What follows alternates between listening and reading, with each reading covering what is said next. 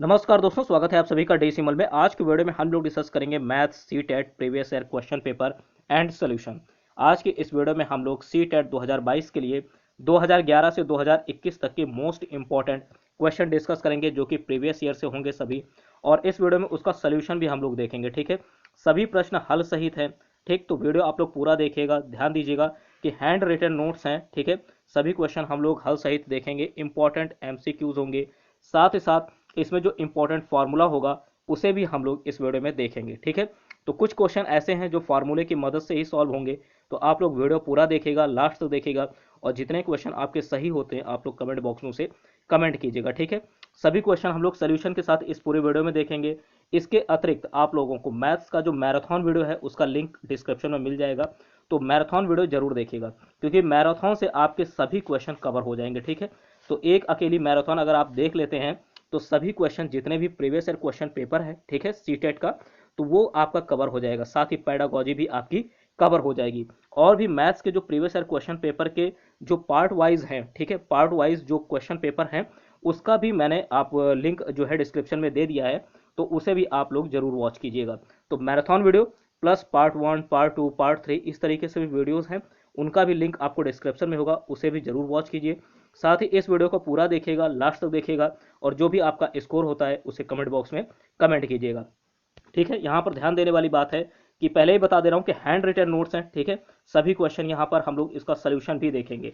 तो देखिएगा, पहला क्वेश्चन है आज का, नोट कीजिए कि नीचे दिए गए पैटर्न का अध्ययन कीजिए। ठीक है, नीचे दिए गए पैटर्न का अध्ययन कीजिए, तो यहाँ पर ये एक पैटर्न दिया गया है। ठीक, इस तरीके का भी क्वेश्चन सी टेट में पूछा गया है, इस तरीके का पैटर्न दे दिया जाएगा। ठीक है, आपको और पूछा जाएगा कि इसका आंसर क्या होगा। तो देखिए, पैटर्न को आपको ध्यान से देखना है। ठीक है, पैटर्न को ध्यान से देखना है। यहाँ पर क्या है, देखिएगा, 1 इंटू 1 इक्वल टू 1, फिर 1 1 यानी 11 इंटू 11 कितना आ गया, 121। ठीक, तो इसका मल्टीप्लीकेशन करेंगे तो 121 तो आएगा ही आएगा।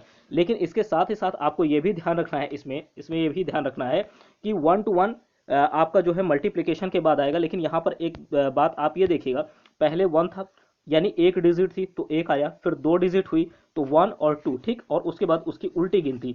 इसी तरीके से जब आगे बढ़ रहा है तो नोट कीजिए 111 यानी 111 गुणे 111, तब कितना आ रहा, देखिए 3 गिनती आ गई ना, 3 डिजिट हो गई इसमें, तो 1 2 3 और उसकी उल्टी गिनती 2 1। ठीक, और इसी तरीके से आगे भी बढ़ेंगे, तो आगे बढ़े तो देखिए डॉट डॉट डॉट लिखा हुआ है, यानी इसके आपको यहाँ पर ध्यान देना है कि बीच में और भी इसी तरीके से डिजिट है। तो अगला जो आपसे पूछा गया है 1 1 1 1 1, ठीक, यानी 5 टाइम 1 है, 5 टाइम 1 है, और यहाँ भी 5 टाइम 1 है, तो इसका मल्टीप्लिकेशन कितना होगा।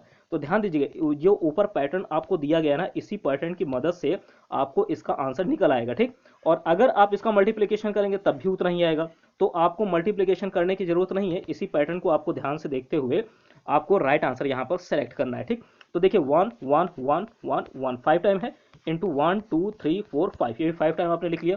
अब आपको करना क्या होगा कि जितने यहाँ पर डिजिट हैं आपको उतना यहाँ पर नंबर लिख देना है। ठीक है, तो 1 2 3 4 और ये 5। ठीक, इसके बाद आप उल्टी जो है यहाँ पर गिनती लिख दीजिए, 5 के बाद कितना 4 आएगा, फिर 3, फिर 2, फिर 1, ये आपका आंसर हो जाएगा। ठीक, तो देखिए यहाँ पर कौन सा इससे मैच कर रहा है, इससे जो मैच कर रहा है ध्यान दीजिएगा 1 2 3 4 5, ये बी ऑप्शन। ठीक, 1 2 3 4 5 4 3 2 1, बी ऑप्शन आपका मैच कर रहा है, तो ये आपका राइट आंसर हो जाएगा।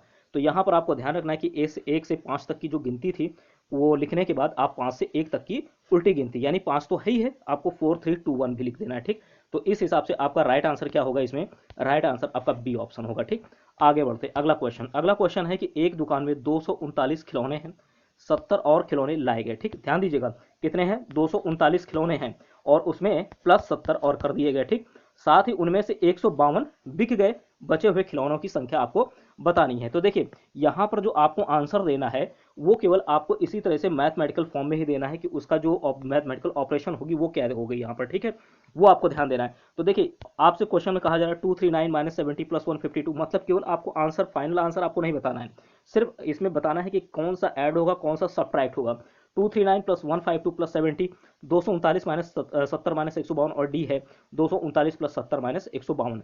तो देखिए यहाँ पर कहा जा रहा है, नोट कीजिएगा कि 239 खिलौने हैं, पहले से 239 लिख दिया। ठीक, 239 लिख दिया, प्लस, अब प्लस मत करिए। ठीक, अभी देखिए कह रहे हैं कि 70 और लाएंगे, यानी ऐड हो गया ना, तो 70। ठीक, इसके बाद कहा जा रहा है उनमें से 152 बिक गए मतलब कम हो गए 152। ठीक, सीधी सी बात है 152 बचे हुए खिलौनों की संख्या।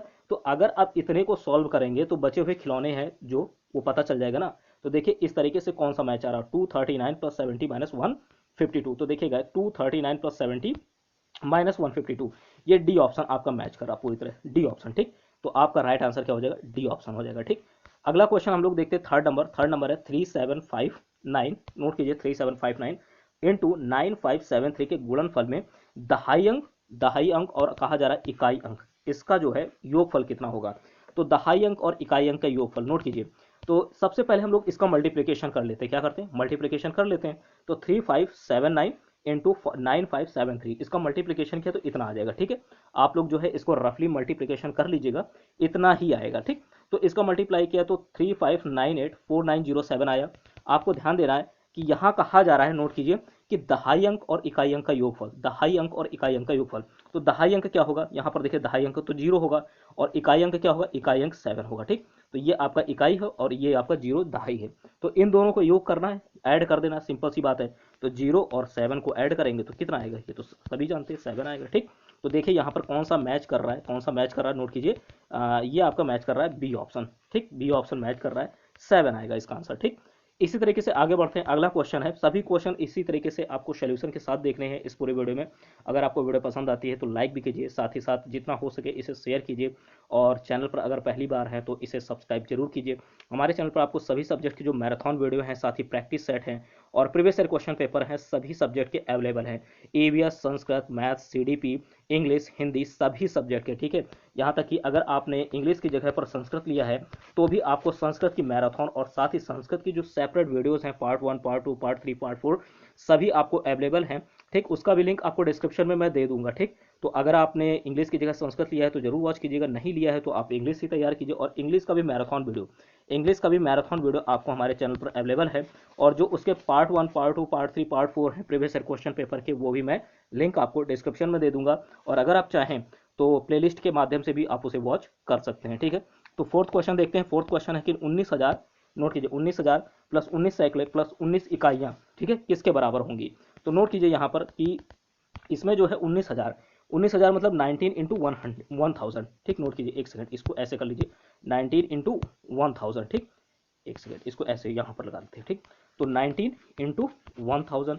ठीक, और प्लस क्या करना, 19 सैकड़ा, सैकड़ा मतलब 19 इंटू 100, और प्लस इकाई तो 19 इंटू 1 कर लीजिए। ठीक, अब इन तीनों को ऐड कर लीजिए। ठीक है, इन तीनों को ऐड कर लीजिए। तो इन तीनों को जब ऐड करेंगे इसी तरीके से, तो यहाँ पर देखिए लिखा है 19 into 1000 plus 19 into 100 plus 19 into 1, सबको ऐड किया तो ये 19 इंटू 1000 में करेंगे तो 19 गुणे 1000, तो 19,000 हो जाएगा, प्लस 1900 और प्लस 19 सबको ऐड कर लेंगे। ठीक, तो 20,919 हो जाएगा, 20,919। तो यहाँ पर देखिए 20,919 किस में आ रहा है, ये आपका सी ऑप्शन में आ रहा है। ठीक, तो आपका सी ऑप्शन जो होगा ये राइट आंसर हो जाएगा। ठीक, अगला क्वेश्चन, फिफ्थ नंबर क्वेश्चन है कि 2424 में 2 के यानी 2424 में 2424 में 2 के स्थानीय मानों का योगफल आपको बताना है। ठीक, तो देखिए यहाँ पर 2424 इस तरीके से लिख लीजिए, 2 के स्थानीय मानों का योगफल बताना है आपको।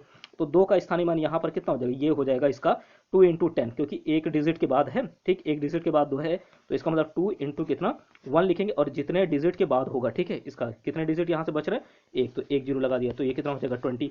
इसी तरीके से आगे बढ़ेंगे तो नोट कीजिए, इस वाले का देखेंगे, इस वाले का इसको देखेंगे, तो इसके बाद इसमें इंटू में 1 लिखेंगे, और जितने यहाँ पर अंक बच रहे हैं, कितना बच रहा है देखिएगा जरा, ये 1, ये 2, ये 3, 3 जीरो लगा लीजिए, कितना हो जाएगा, ये आपका 2000 हो जाएगा। ठीक, अभी आपने कितना निकाला देखिए यहाँ पर, ये आपने निकाला है 20 और 2000। ठीक, दोनों को ऐड कर दीजिए, 20 आ जाएगा, यानी 2020 आ जाएगा। ठीक, तो 2020 कहाँ पर है, ये है आपका, यही आपका राइट आंसर हो जाएगा। ठीक, फिफ्थ का ए आपका राइट आंसर होगा। ठीक, अगला क्वेश्चन 6 नंबर देखिए, इंपॉर्टेंट है। इस तरीके के क्वेश्चन सी टेट में पूछे भी गए हैं। ठीक, और आने के लिए आ भी सकते हैं, तो आपको यहाँ पर ध्यान देना होगा।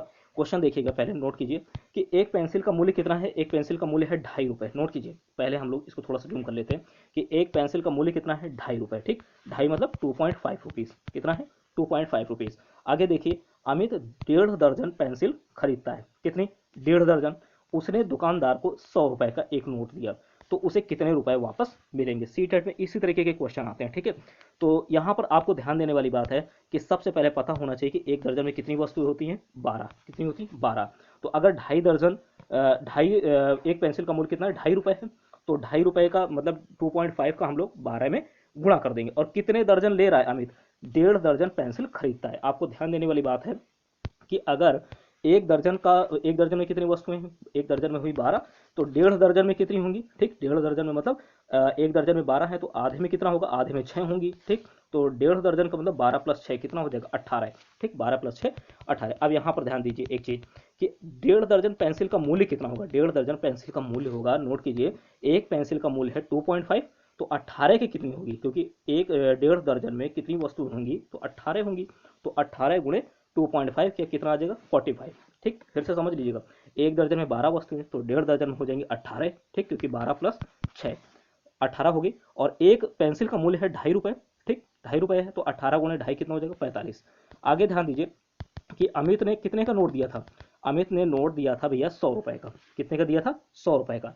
तो उसे कितने वापस मिलेंगे, तो 100 से 45 आप घटा दीजिए, क्योंकि यहाँ पर जो है ₹2.5 की एक पेंसिल थी, 18 पेंसिल यानी 1.5 दर्जन ली, ₹45 की हुई, 100 से 45 घटा दीजिए, 100 से 45 घटा देंगे तो यहाँ पर कितना बचेगा, यहाँ बचेगा आपका 45 रुपीज़, कितना, ₹55, सॉरी 55, ठीक है, ₹55 बचेगा, ठीक। तो ध्यान दीजिएगा इसका राइट आंसर कितना हो जाएगा, ₹55। तो इसमें से देखिएगा A B C D इनमें से कौन सा आंसर आपको मिल रहा है, बी ऑप्शन आपका ₹55 राइट आंसर होगा, ठीक। तो इसी तरीके के क्वेश्चन सीटेट में पूछे जाते हैं। तो इस तरीके के क्वेश्चन को आप लोग वेरी इंपॉर्टेंट में टिक रखिए, ऐसे क्वेश्चन अक्सर जो है पूछे जाते हैं, ठीक, आने की संभावना है।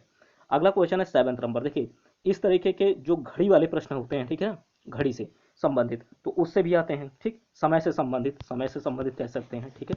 तो यहाँ पर क्वेश्चन है, नोट कीजिए कि 2:58 PM, ठीक, 2:18 PM से 2:58 PM से 4 घंटे 59 मिनट पहले क्या समय है, ठीक है। तो देखिए टाइम से भी क्वेश्चन यहाँ पर पूछे जाते हैं इस तरीके के। तो 2:58, ठीक, PM, तो PM मतलब ये 12 बजे दिन के 12 बजे के बाद का समय। तो 2:58 PM को हम लोग अगर लिखना चाहें तो 14 घंटे, ठीक है, 58, ठीक है, 14 और ये 58, 14 घंटे 58 मिनट इसे लिख सकते हैं, ठीक। और इसमें कहा जा रहा है 4 घंटे 59 मिनट पहले क्या समय था। तो आप सीधी सी बात है, इसको क्या करें कि 14 घंटे, ठीक, 58 से 4 घंटे, ठीक है, 4 घंटे और ये 59 मिनट इसे घटा दीजिए। तो आप इसे घटा देंगे तो कितना आपका आएगा, ध्यान दीजिए, ये आएगा आपका राइट आंसर यहाँ पर है कि 9:59 आएगा। लेकिन अब ये AM होगा या PM होगा, देखिए आपका जो है ये दिन के 2 घंटे 2 बजे 58 मिनट की बात है, ठीक, 2:58 की बात है दिन में, ये PM, ठीक, 12 बजे के बाद की समय। तो अगर 12 बजे के बाद जो होता है, 12 बजे से क्या होता है, ये दिन में आपका PM चलता है, ठीक। इसके बाद तो इसके पहले क्या होगा, AM होगा, 4 घंटे पहले की बात है। तो 4 घंटे पहले की बात है मतलब 2:58 से 4 घंटे पहले की बात है, 4 घंटे 59 मिनट।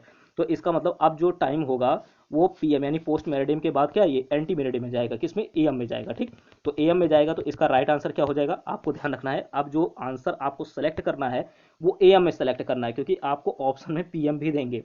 तो PM से अब क्या पहले की बात कर रहे हैं, ठीक है। तो पहले की बात है कितने, 4 घंटे 59 मिनट, 4 घंटे 59 मिनट हमने घटा दिए तो 9:59 आया, जो कि किस में होगा, AM में होगा। अब आपको देखना है कि किस ऑप्शन में 9:59 AM है। देखिए यहाँ पर PM है, ये आपका कट जाएगा, ये आंसर नहीं होगा, ठीक है।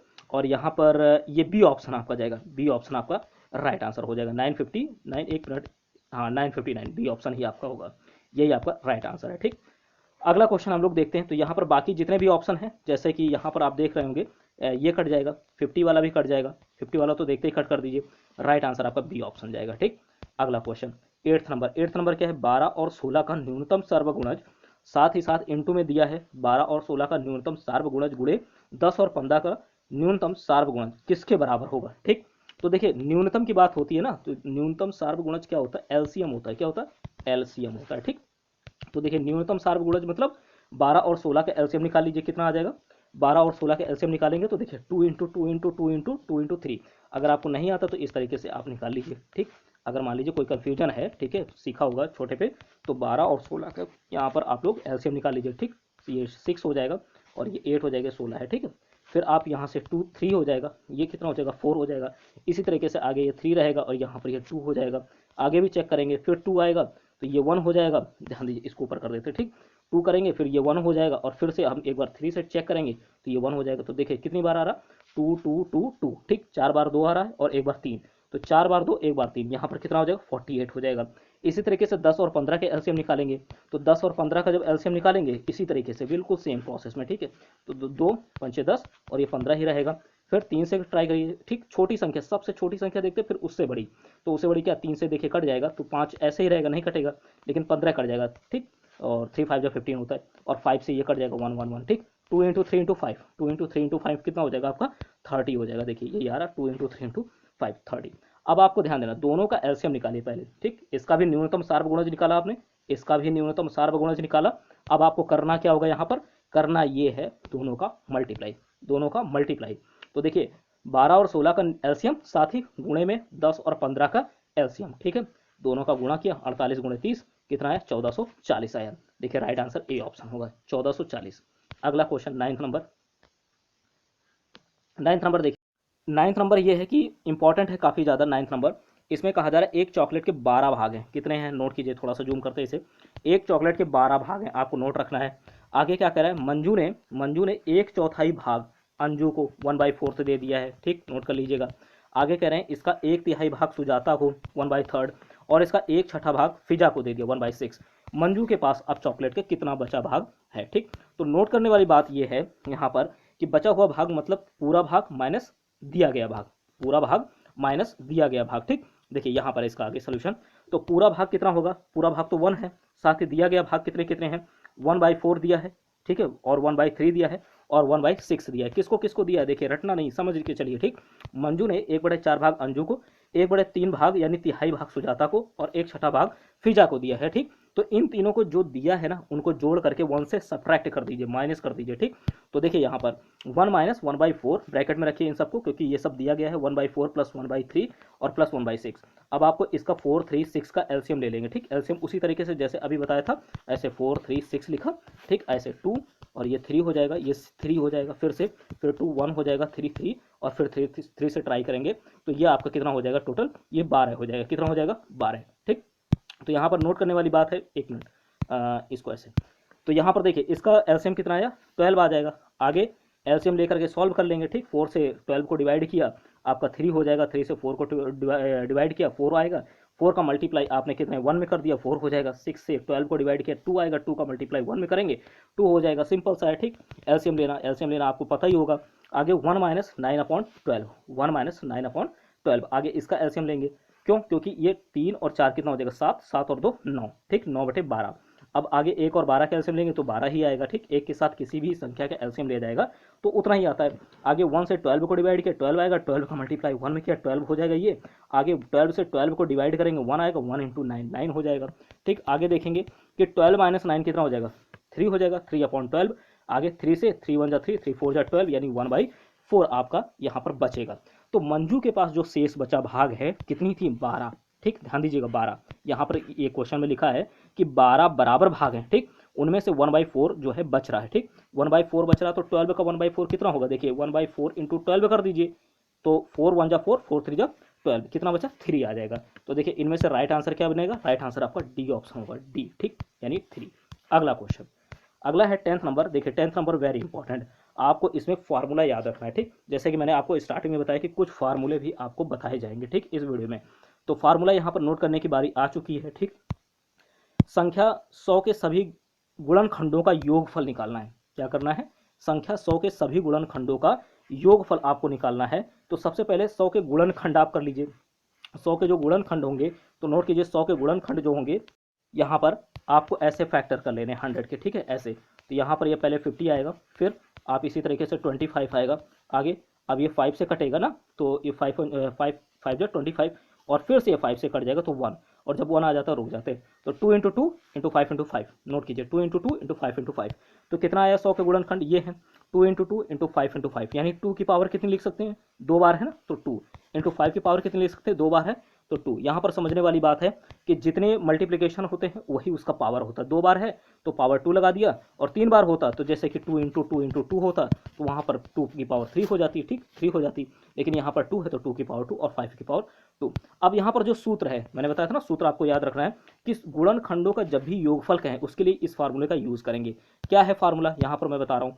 फार्मूला होता है कि a to the power p+1, ठीक, अपॉन a-1, और इंटू में क्या लिखेंगे, इसको जरा इधर लिखते हैं, इसको इधर से लिखते हैं, a to the power p+1 upon a-1, ठीक, एक ब्रैकेट में, इंटू में b to the power q+1 sorry यहाँ पर एक मिनट, फिर से ये थोड़ा सा, a to the power p+1 -1 upon a-1, ठीक, -1 छूट गया था, इंटू में b to the power q+1 -1 upon में कितना हो जाएगा, अब b-1, ठीक, यहाँ पर -1 है, ठीक है। तो ये इसका फार्मूला, ये यहाँ पर आपको लिखा भी हुआ है, ठीक है, a to the power p+1 -1 upon a-1 और b to the power q+1 -1 upon b-1। अब बात ये आती है कि यहाँ पर कंपेयरिंग करेंगे तो a कौन होगा, b कौन होगा। तो देखिए यहाँ पर ये जो a to the power 2 into 5 की पावर 2 है, तो ये आपका हो जाएगा a, ठीक, और ये हो जाएगा आपका p, ये हो जाएगा आपका b, और ये हो जाएगा आपका q, ठीक। अब ये इत्तेफाक है कि यहाँ भी p की वैल्यू 2 आ रही और q की वैल्यू 2 आ रही, ठीक। तो इससे कंफ्यूज मत होना कि दोनों में p और q की वैल्यू हमेशा बराबर होगी, ऐसा नहीं है, ठीक। तो ये इत्तेफाक है, तो 2 यहाँ पर भी है, 2 यहाँ पर भी है। तो यहाँ पर आपने कंपेयरिंग भी देख ली कि कंपेयरिंग कैसे की जाएगी। तो a की वैल्यू कितनी 2 है, b की वैल्यू 5 है, p की वैल्यू 2 है, q की वैल्यू 2 है, ठीक। अब इसको हम लोग फार्मूले में रखेंगे, तो यहाँ पर देखिएगा फार्मूले में जब रखते हैं तो ये आपको क्या करना है, इस तरीके से नोट कीजिए, 2 की पावर 2+1, 2 की पावर 2+1 -1 अपॉन 2 -1, 5 की पावर 2+1 -1 अपॉन 5 -1। अब देखिए 2 की पावर 2+1 यानी 2 की पावर कितना हो जाएगा, 3 हो जाएगा, 2 की पावर 3 कितना होता है, 8 होता है, तो 8 -1 अपॉन 1, और इंटू में 5 की पावर 2+1 यानी 5 की पावर कितनी हो जाएगी, 3, और 5 की पावर 3 का वैल्यू कितना होता है, 125, तो 125 -1 अपॉन 4 हो जाएगा, ठीक। आगे देखेंगे जब इसको सॉल्व करेंगे, इस वाले वैल्यू को, ठीक, इस वाले को, तो 8 -1 अपॉन 1 कितना हो जाएगा, 7 अपॉन 1 हो जाएगा, इंटू इसको जब सॉल्व करेंगे 125 -1 अपॉन 4 कितना हो जाएगा, 124 अपॉन 4 हो जाएगा, ठीक। अब इतने को सॉल्व किया जाएगा। आगे देखेंगे 4 से 124 को कट करेंगे तो कितना आएगा, 31 आएगा, और 7 में 31 का मल्टीप्लाई कर देंगे तो ये आपका 217 यानी 217 आ जाएगा। अब आपको देखना है कि 217 किस ऑप्शन में है, ठीक। तो देखिए 217 ये आपका सी ऑप्शन, कौन सा है, सी ऑप्शन, ठीक, ये आपका राइट आंसर हो जाएगा, सी ऑप्शन आपका राइट आंसर, ठीक। तो इस तरीके से आपने इस क्वेश्चन का आंसर निकालना है, ठीक। तो ध्यान दीजिएगा, इंपॉर्टेंट क्वेश्चन है, इस तरीके का क्वेश्चन पूछा जा सकता है, और स्टार्टिंग में जो पैटर्न वाला आपने क्वेश्चन किया था ना, वो भी पूछा जा सकता है। तो इसको दोनों को, जितने भी इस तरीके के क्वेश्चन है, ठीक, जैसे चॉकलेट वाला है, ये वाला हो गया, 100 के गुणनखंड वाला हो गया, और इसी तरीके से किसी भी नंबर का आपको गुणनखंड पूछा जा सकता है। जरूरी नहीं कि आपको 100 का ही दे दिया जाए, वहाँ पर 200 का दिया जा सकता है, किसी भी वैल्यू का दिया जा सकता है, तो सबका इसी फार्मूले से निकलेगा, ठीक है। आगे देखते हैं अगला क्वेश्चन, 11th नंबर है कि दो वर्गों के परिमाप कितने कितने हैं, नोट कीजिए। दो वर्गों के परिमाप हैं 12 सेंटीमीटर और 24 सेंटीमीटर। बड़े वर्ग का क्षेत्रफल छोटे वर्ग के क्षेत्रफल का कितने गुना है, बड़े वर्ग का क्षेत्रफल छोटे वर्ग के क्षेत्रफल का कितने गुना है, ये आपको बताना है। तो देखिए वर्ग का जो परिमाप होता है वो क्या होता है, 4 × a होता है, क्योंकि वर्ग का जो परिमाप होगा वो 4 गुणे भुजा होता है, a का मतलब यहाँ पर साइड से 4 गुणे भुजा होता है, तो वर्ग का परिमाप कितना होगा, 4 × a होगा। अब आपको देखिए दो वर्गों का परिमाप है, एक का 12 है और एक का कितना है, 24 है, एक का 12 एक का 24। तो बारी बारी से दोनों के लिए सॉल्व करेंगे। तो जब पहले के लिए सॉल्व करेंगे तो नोट कीजिए 4a1 ऐसे ले लेंगे, ठीक, a1 ले लिया, पहले वाले के लिए a1 ले लिया, दूसरे वाले का a2 लेकर ही चलेंगे, ठीक। तो पहले वाले का 4a1 बराबर कितना 12 ले लिया, तो 4 3 जा 12, तो a1 की वैल्यू कितनी आ गई, 3 आ गई, ठीक, a1 की वैल्यू 3। लेकिन अगर इसका स्क्वायर कर दे तो इसका क्षेत्रफल हो जाएगा ना, वर्ग का क्षेत्रफल क्या होता है, भुजा गुणे भुजा होता है। तो यहाँ पर a1 की वैल्यू हुई 3, तो अगर इसका स्क्वायर कर दे तो लगे हाथ इसका जो है आपका क्षेत्रफल भी आ जाएगा। तो a1 स्क्वायर किया तो 9 सेंटीमीटर स्क्वायर हो गया। अब अगला इसी तरीके से a2 के लिए निकालेंगे, मतलब जो 24 सेंटीमीटर दिया है 4a2 नोट कीजिए, 4a2 बराबर 24, 4 1 जा 4, 4 6 जा 24, a2 की वैल्यू आई 6 और इसका स्क्वायर कर देते तो 36 हो जाएगा, यानी इसका क्षेत्रफल भी निकल आया। क्योंकि आपको यहाँ पर क्षेत्रफल ही चेक करना है कि बड़े वर्ग का क्षेत्रफल छोटे वर्ग के क्षेत्रफल का कितने गुना है, ठीक। तो देखिए इसके लिए क्या करेंगे, आपको क्या करना होगा कि जो बड़े वर्ग का क्षेत्रफल है ना, बड़े वर्ग का क्षेत्रफल उसको आपको छोटे वर्ग के क्षेत्रफल से डिवाइड कर देना, ठीक। बड़े वर्ग का क्षेत्रफल आया 36 सेंटीमीटर स्क्वायर, छोटे वाले का 9 सेंटीमीटर स्क्वायर है, 36 अपॉन 9 करेंगे तो 9 1 जा 9, 9 4 जा 36, 4 आ गया। तो इसका मतलब क्या है, बड़े वर्ग का जो क्षेत्रफल है वो छोटे वर्ग से कितना 4 गुना बड़ा है, कितना है 4 गुना। अब आपको यहाँ पर चेक करना है कौन सा ऑप्शन मिल रहा है, ए ऑप्शन मिल रहा है 4 गुना, ठीक। अगला क्वेश्चन, अगला है 12 नंबर, नोट कीजिए। यदि समय अब यदि समय अब 2:17 PM है, नोट कीजिएगा, यदि समय अब 2:17 PM है तो ठीक 11 घंटे और 59 मिनट के पश्चात क्या समय होगा। तो यहाँ पर नोट करने वाली बात यह है कि इस समय कितना हो रहा है, 2:17 AM, ठीक है, 1 मिनट, PM है, 1 मिनट भाई, यहाँ पर जो है थोड़ा सा मिसप्रिंट हो गया, इसको पी कर लीजिएगा, ठीक। तो यहाँ नोट कीजिएगा 2:17 PM के ठीक बाद 11:59 AM, 11:59 AM, यानी 11 घंटे 59, ठीक है, मिनट के पश्चात क्या समय होगा। आपको नोट करना है कि अभी समय कितना हो रहा है, 2:17 PM हो रहा है, यानी दोपहर के 2:17 बज रहे हैं, 2:17 हो रहा है दोपहर के। आपको उसके ठीक 11 घंटे 59 मिनट के बाद बताना है कि समय क्या होगा। मैं फिर से रिपीट कर रहा हूँ, दोपहर के 2:17 हो रहे हैं, उसके ठीक 11 घंटे 59 मिनट के पश्चात क्या समय होगा, ये आपको बताना है। तो 2:17 PM हो रहा है, यानी 11 घंटे 59 मिनट को अगर हम डायरेक्ट इस तरह से ले लें, सीधे सीधा 12 घंटा, तो सीधे सीधे 12 घंटा लेंगे तो 2:17 PM हो रहा है, आगे अगर 12 घंटा सीधा सीधा ले रहे हैं तो कितना हो जाएगा, 2:17 AM, क्योंकि PM है, ठीक, अभी दोपहर का समय है, 12 बजे के बाद आपका AM लग जाएगा, 12 बजे के बाद AM लग जाएगा, ठीक है। तो इस तरीके से अगर हम देखेंगे कि दोपहर के 2:17 PM हो रहे हैं और उसके तुरंत 12 घंटे बाद की बात कर रहे हैं, तो जाहिर सी बात है AM में जाएगा समय, AM में जाएगा। तो आपको ये देख रहा है कि हमने 11:59 हो रहा था, 11:59 हो रहा था, उसको 1 मिनट बढ़ा करके 12 घंटे पूरे पूरे ले लिए, लेकिन अब जो है 2:17 AM हो गया आंसर, लेकिन उससे 1 मिनट हम लोग कम कर देंगे। क्यों कम कर देंगे, क्योंकि यहाँ पर हम लोगों ने 1 मिनट पहले ही बढ़ा लिया था, ठीक है, अपनी सहूलियत के लिए कि आंसर आसानी से पता चल सके। तो 1 मिनट बढ़ाया था, 2:17 AM हो रहा है, उससे 1 मिनट और कम कर देंगे, 2:16 आपका AM आ जाएगा, ठीक, 2:16 AM हो जाएगा। राइट आंसर क्या बनेगा आपका, 2:16 AM, ठीक, ये आपका राइट आंसर होगा। अगला क्वेश्चन, अगर ये क्वेश्चन नहीं आता है आपको एक बार में, तो आप इसको 2 बार जो है पीछे बैक करके वीडियो फिर से देख सकते हैं। यहाँ पर थोड़ा सा ये मिसप्रिंट हो गया, आपको लिख गया गलती से AM, ये 2:17 PM है, ठीक, क्योंकि यहाँ पर साफ साफ बोला जा रहा है 2:17 PM, इसको ऐसे कर लीजिएगा, ठीक।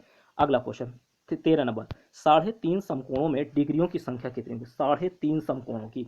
अब आपको पता होना चाहिए कि एक समकोण में कितने डिग्री होता है, एक समकोण में कितने डिग्री होते हैं, ठीक। तो देखिए एक समकोण में होता है 90 डिग्री, कितना होता है, 90 डिग्री। तो 3 समकोण 3.5 की बात कर रहे हैं, ठीक। तो पहले हमको देख लेंगे, बाद में उसको 3.5 वाला मामला बाद में देखेंगे, पहले एक समकोण का देखना। एक समकोण में 90 डिग्री होता है, तो 3 में कितना होगा, 90 गुणा 3 कर दो, 270 डिग्री, कितना हो जाएगा, 270।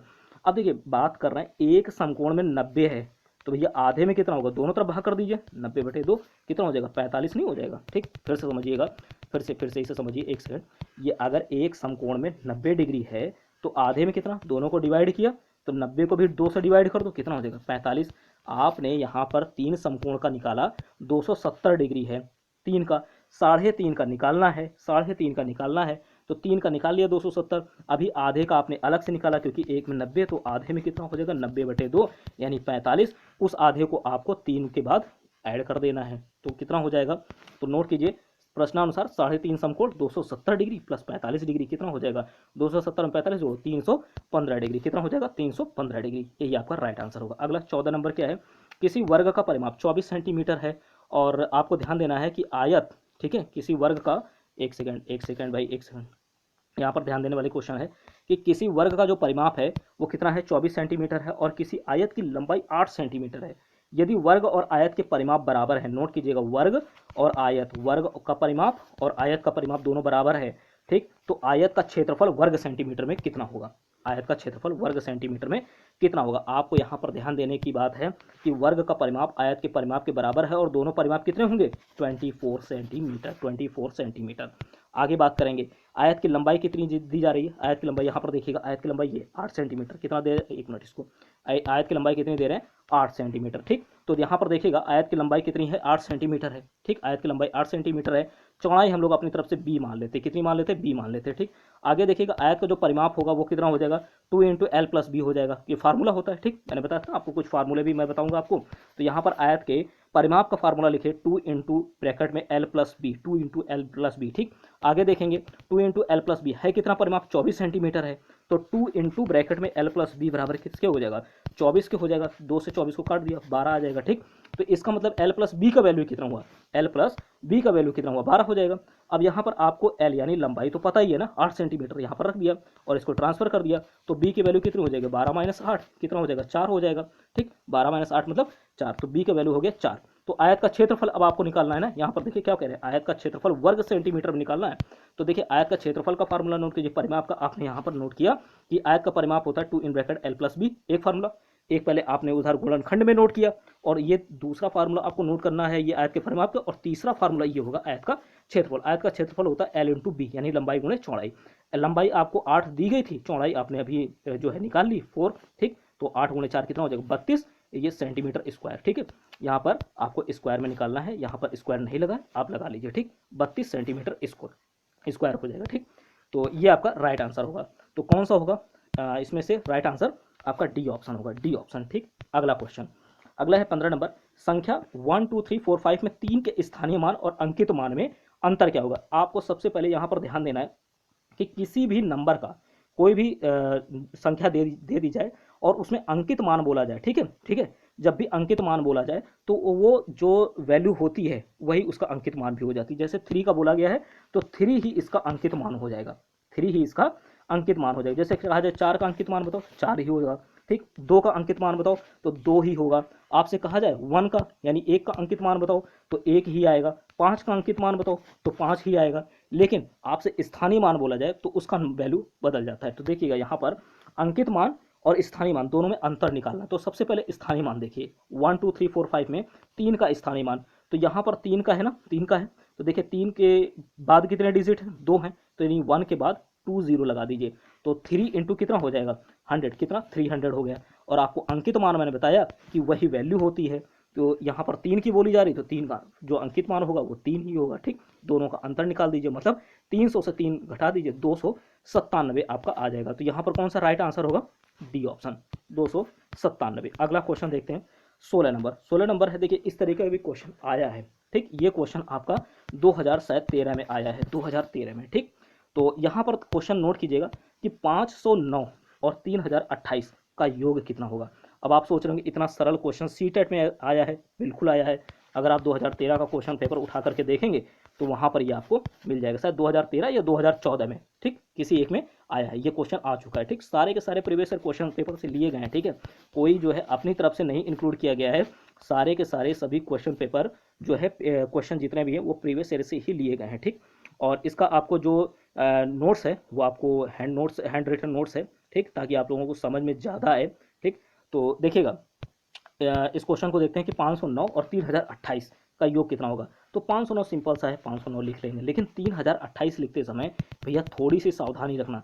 3028 बोल रहे हैं ना, तो 3028 होगा, कितना होगा 3028। ठीक, इस तरीके से चेक कर लेना, इकाई दहाई सैकड़ा हज़ार 3028। ठीक, अब आगे बात करेंगे दोनों का योग, दोनों का योग तो आप कर ही लेंगे ना। तो ये आपने 3028 लिखा और 509 लिखा, इसको ऐड कर दीजिए, कितना हो जाएगा 8 9 17 हो जाएगा, और ये आपका यहाँ पर हंसी लग जाएगा, 2 1 3 हो जाएगा, और ये 5 ऐसे ही उतर जाएगा, और ये 3। तो यानी आपका जो आंसर आएगा वो कितना होगा, नोट कीजिए 3537।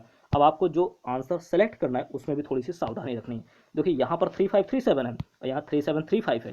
ठीक, तो इस तरह से जल्दबाजी मत कीजिएगा। कभी कभी क्वेश्चन जो होते हैं आसान होते हैं, लेकिन उनके ऑप्शन जो होते हैं वो बड़े ही जो है ऐसे दे दिए जाते हैं कि काफ़ी जो है एक जैसे लगते हैं। तो उसमें जो है जल्दबाजी मत कीजिएगा। देखिए 3537 ठीक है, तो इसमें जो है राइट आंसर आपका सी जाएगा। ठीक, सेलेक्ट करते समय थोड़ा सा ध्यान दीजिएगा, तो राइट आंसर सी ऑप्शन होगा। तो आपने देखा कि सभी क्वेश्चन हम लोगों ने यहाँ पर सॉल्व किए, ज़्यादा समय वेस्ट नहीं करेंगे। ठीक है, जो 16 क्वेश्चन हम लोगों ने सॉल्व किए हैं, आगे फिर इसी तरीके से पार्ट वाइज हम लोग सॉल्व करेंगे।